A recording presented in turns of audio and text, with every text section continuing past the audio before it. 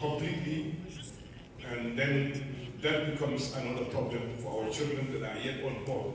They may read about them, but will not be able to see them. And I believe that restoration should be an agenda, preservation and protection for every government within the African Union. As we speak, a few days ago, I signed the regulation for National Endowment Fund for Arts and Culture. And we also have, at the moment, a nationwide inventory exercise for intangible cultural heritage funded by UNESCO that have just started last week. And I also believe that culture can be an instrument to foster unity, maintain peace and stability in our countries. I'll give you a typical example. The Gambian government is working closely with the Senegalese government and our other neighboring countries, particularly Senegal, in trying to harmonize some of our program, because we're so, our culture, our art, our lives are so interconnected. Our culture is so much the same that we only have to learn from the experience of our Senegalese brothers how to also develop our programs and support them with technical assistance from the experience that we have from the Senegalese government and all African countries. And that's why we would like to have a bilateral meeting with the Moroccan minister in order to draw lessons from the experience they had from 2022 to 2023 of Rabat being a cultural city for the African Union.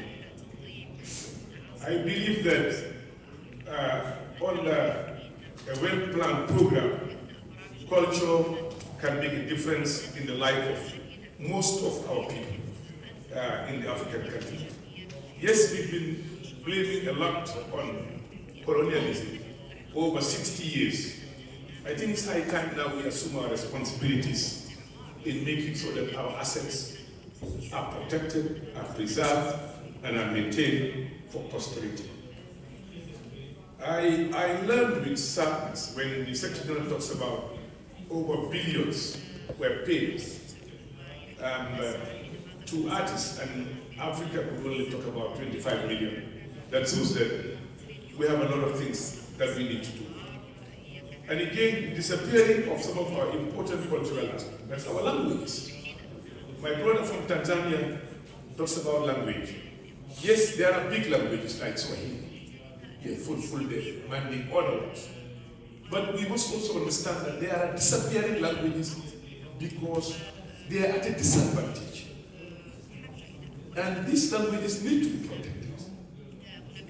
And we need to do something to protect those that are disappearing because they don't have the resources.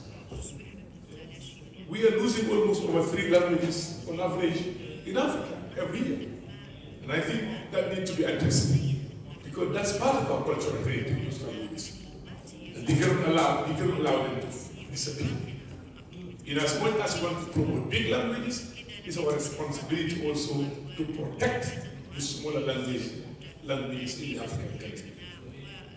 And when it comes to food culture, again, I think the Africans have been imitating too much of external cuisine at the expense of our traditional cuisine, which has always been a healthy one.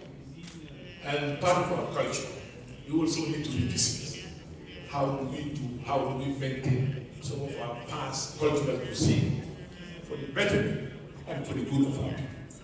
We must agree, since we started changing to other cuisines, we've seen so much of diabetes all around us, hypertension, based on the fact that we are abandoning some of our very good, very important dishes that we have inherited over 1,000 years ago.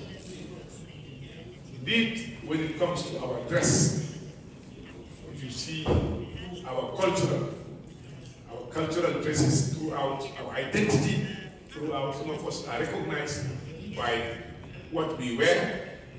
And I think it's also important that we don't allow that to fade into insignificance at the expense of foreign-dominated attire or dress as we make one. So, Mr. Honorable Minister and Mr. Chairman, I believe this is a very important forum that will help guide us and make sure that we learn from the experience of Morocco and other African countries to make sure that we foster unity in the African continent and we try to preserve our great assets that we need to keep for the future. And I believe that learning much about our culture and our past can be a source of inspiration for national development. And I therefore urge colleagues to intensify the cooperation, particularly between the African countries. On that note, once again, we thank our colleague, the Moroccan brother, for the hospitality, and indeed for putting up such an important and well-represented meeting. Congratulations to him and to the government and people of Morocco. Thank you.